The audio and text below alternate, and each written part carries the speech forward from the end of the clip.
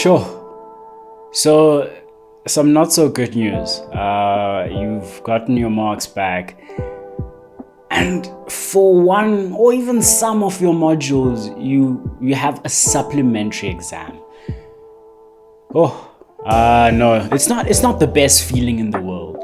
Obviously, knowing that you've just gone through a whole set of exams, and now you have another or a few other exams that you still need to write. You're already so tired, you're drained. This is literally your last hope at passing the module or the modules, and I know, guys, it can be so demoralizing. I've written us up before. I think a lot of us here in university or tertiary education have written supplementary exams. And you know what? I think today I'm just gonna maybe help you out in how to attack that sub, how to get the most out of it, and potentially just get you out of how you're feeling right now in terms of the prospect of having to write a supplementary exam. So I think very critical, and this is the first point which I'm going to start with here, because I think it's one of the most important, if not the most important, is how you view things in this world really change and alter how you end up performing, or how you see things, or how you perceive things. That's very important. And I think so many of us just view a supplementary exam as a burden, as, it's another exam that I have to write. I have to write this exam again after all these other exams I've written. I'm tired, I've gone through a lot, so it's a burden. That's how most of us see supps. But you know what it is, and I'll be very honest with you. You need to see a supplementary exam as another chance. It's basically a gift. You could have failed that module and you'd immediately have to repeat it and redo it the next year or the next semester, whenever you're gonna do it. That's what could have happened. But, the lecturers or the markers were nice enough to give you a chance to write another exam to potentially prove yourself. That's an opportunity. That's a chance to pass the module. Module maybe you've been struggling with, or module you just want to get done, you want to lighten your workload for next semester or next year. This is your chance. This is your opportunity. And as with any opportunity, you need to take it with both hands. You need to take it with both hands open and run with it.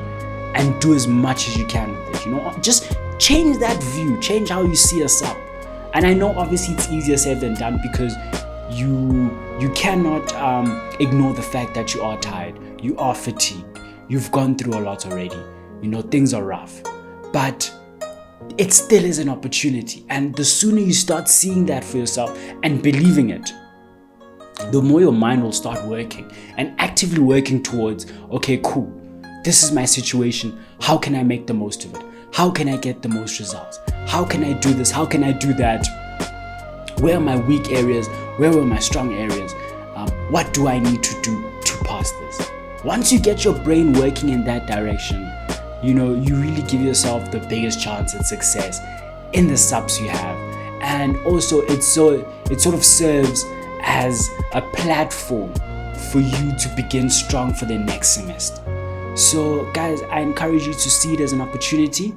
And I think more practically, how do you go about studying for a sub? So first thing to note, and very important, no matter how hard you studied for your exam, no matter how consistent you were, you cannot underplay the fact that you have knowledge about this module.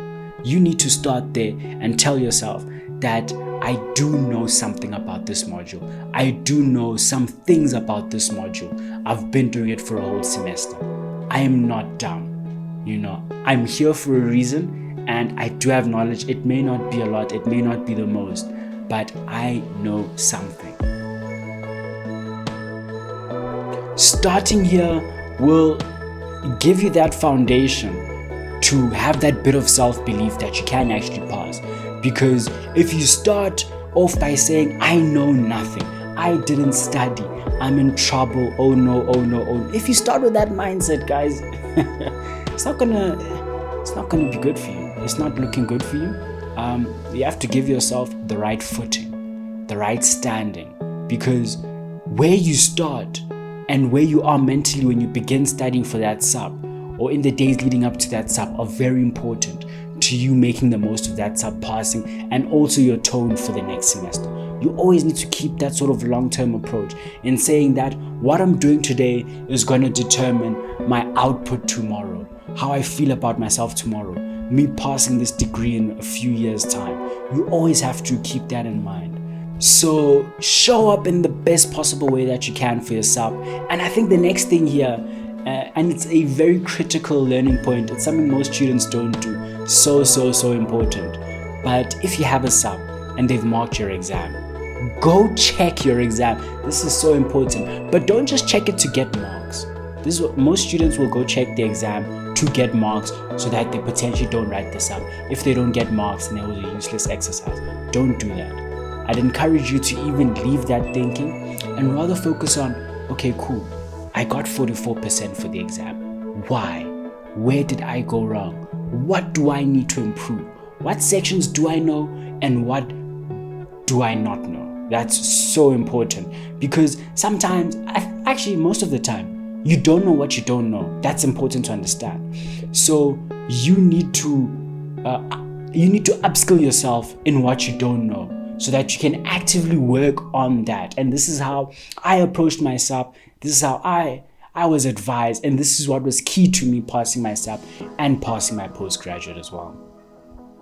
So take that past paper, that past exam that you've just written now, go through it with the memo, and go through each and every single question, whether you got it right, whether you got it wrong, and make notes for yourself so that you can understand what you know, what you don't know, and so that when you study in a definite direction. You know that these are the sections that I need to get done because I clearly don't know them. You know, in as much as maybe you thought you knew this section, you going through the exam you wrote has shown you don't. So that's pivotal.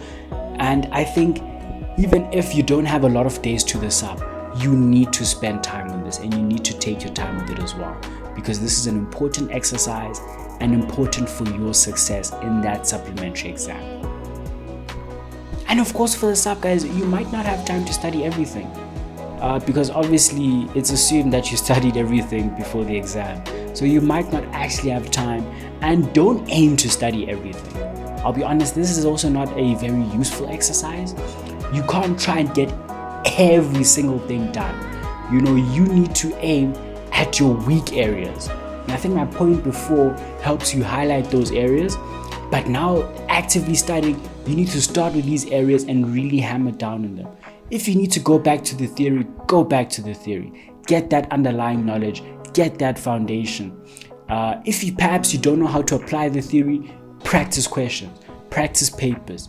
You need to identify where you need to work and work on the tough stuff first, because you probably won't get to everything, and that's okay. Because once again, and I said this at the beginning, but you have knowledge on this module. You need to trust that. You need to hold that deeply and know that you know what's going on. You just need to touch up a little bit here and there. That's all. It's not bad. So take that time, take that effort to just upskill yourself in the weaker areas, you know, and build that confidence.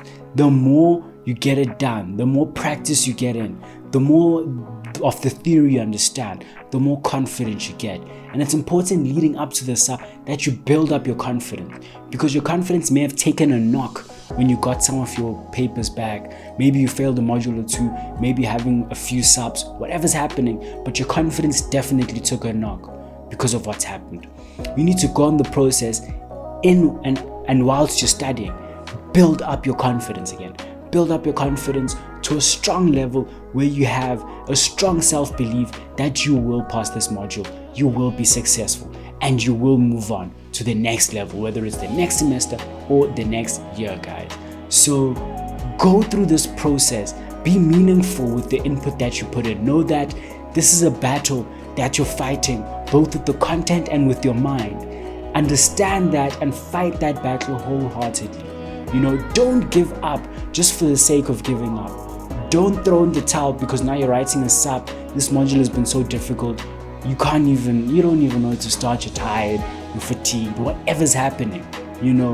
Now is not the time to throw in the towel, because you still have another opportunity to pass this module. You need to make the most out of it. So once again, and I think it goes back to my episode which I released now on lost exam syndrome. But have those mental conversations with yourself and psych yourself up. Give yourself that motivation to pass, to succeed, because only you can do it for yourself. I wish I could do it for you guys, but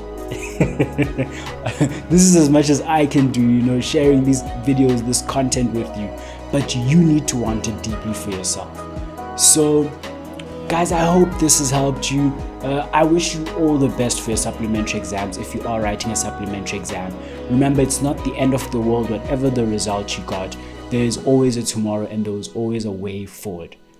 So until the next one, guys, let's continue on our journey in creating a better world.